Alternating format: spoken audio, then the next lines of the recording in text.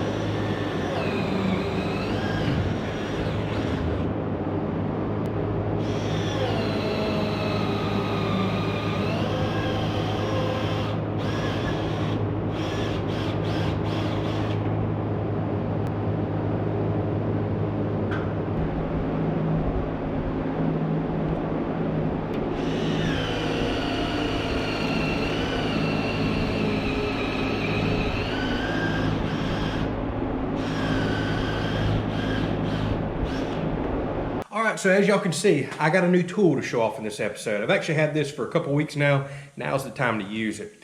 This is a Dewalt right angle drill. Now, I'm not gonna lie, I have my concerns about it. This is an old model. They haven't updated this in their lineup in years. They kind of went on to the 40 and 60 volt type of stuff for their big heavy duty right angle drills for busting through joist. But at the moment, in low speed, it's pulling a 7/8 inch auger bit through absolutely no problem at all. High speed would be a bit much for it, but we'll try high speed a little bit later with some paddle bits. It should be good for that. So the good thing about this is I can actually put this bit all the way in, and I just measured. It's 1.5 inches shorter than this same bit in my little impact wrench, which is already very compact, but another 1.5 inches. That makes a world of difference getting in between some of these tight space and 12-inch on center type of floor joists that I have right here. So this is one of those tools you don't use often, but when you do need it, you absolutely need it. So looking forward to using it. Hopefully it holds up. This isn't nice brushless new XR stuff. They just don't even offer that in the lineup. But for no more than I paid for it, I think it's going to be a sweet tool whenever I need to pull it out once or twice a year.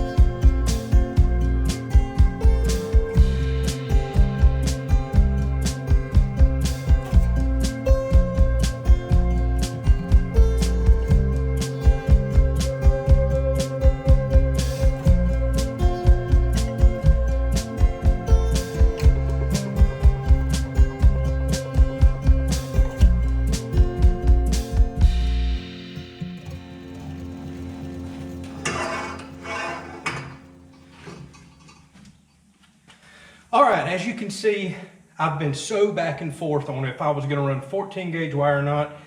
I said I wasn't last episode. The more I got to thinking about it, crunching the numbers, I am gonna run it. I got to look at some of my boxes. I'm gonna have them overfilled with too much 12 gauge wire, because if you look inside of a box, it tells you how many of a certain size wire you're allowed to basically twist, wire nut together, and put in that box. And some of the lighting boxes, the way I want to run an extra wire out of them to keep from going through a bunch of ceiling joists, I was going to overload it with 12 gauge.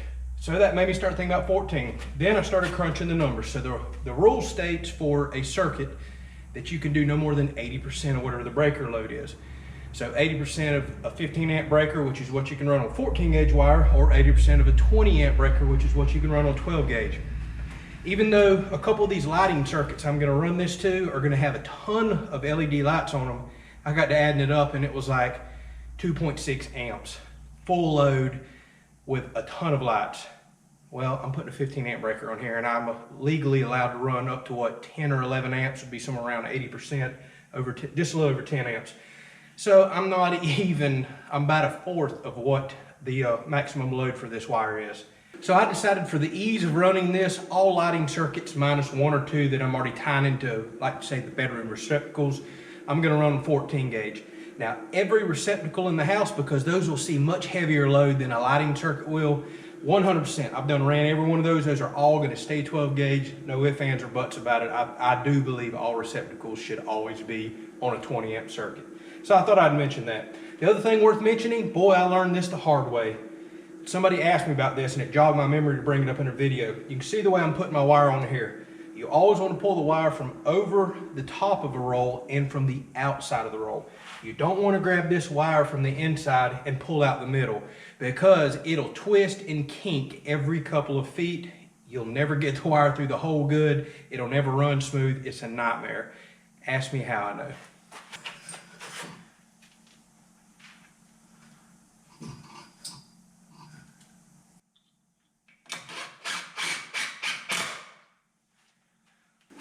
This little wood jig that I've made been running pretty good. It's been allowing the wire to spool off without really getting caught up.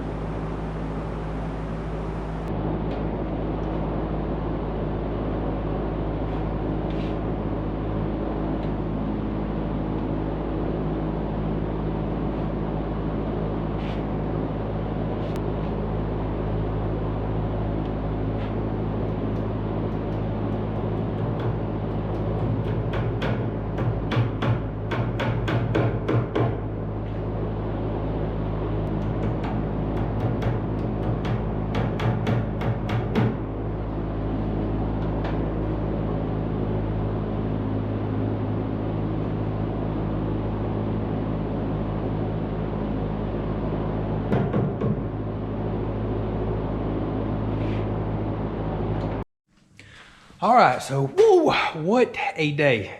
It is so stinking humid. I don't even know how to explain it to y'all. I'm just sticky everywhere. I have got to keep rushing toward getting AC in this house to get this humidity out of this house. Otherwise, I'm going to be constantly fighting with mold and mildew. I've got to get the humidity out of this air. So Tiffany and I are going to discuss the quote that I got from the AC guy tonight. Wow, are things so expensive. But I did some upgrades myself on this quote, a couple of big upgrades that we'll talk about. Let's me and her make the decision if we're actually going to move forward with this, because we've got a few different options to make it cheaper or just go for the whole shebang that we picked. So we'll talk about that in the next episode. I'll let you know what we decided there.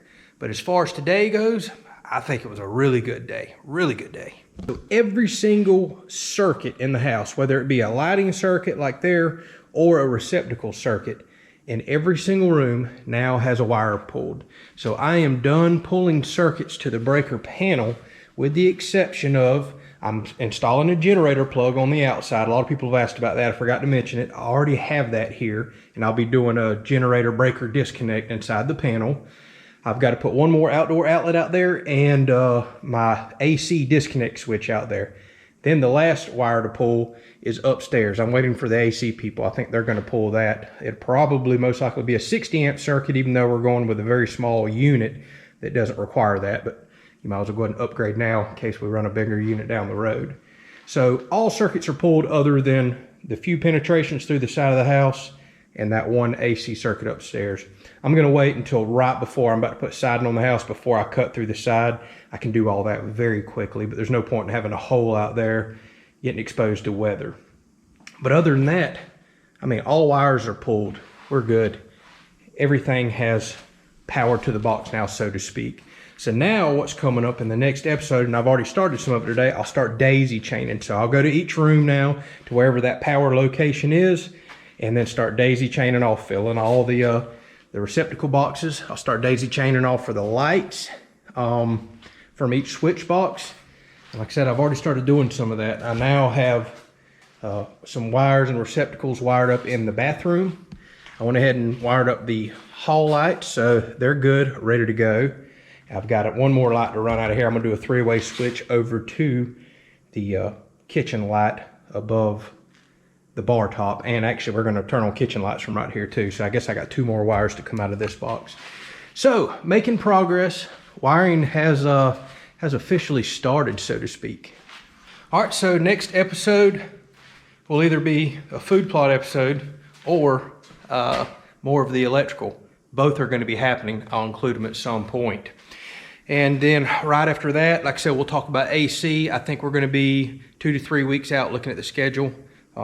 No matter what package we go with on getting the guy over, COVID's been hitting this area extremely hard. He has a ton of guys out right now that just come down sick. So obviously we have to do a pretty long window and wait there, and that's delayed some of his other jobs. So there's nothing we can do about that. But it looks like we're maybe 3 weeks out on getting HVAC, which is not bad. There's a lot of other work I can do in the meantime, without a doubt. So I've saved a lot of this talking for the end of the video because a lot of people don't like it up front, so it seems here lately.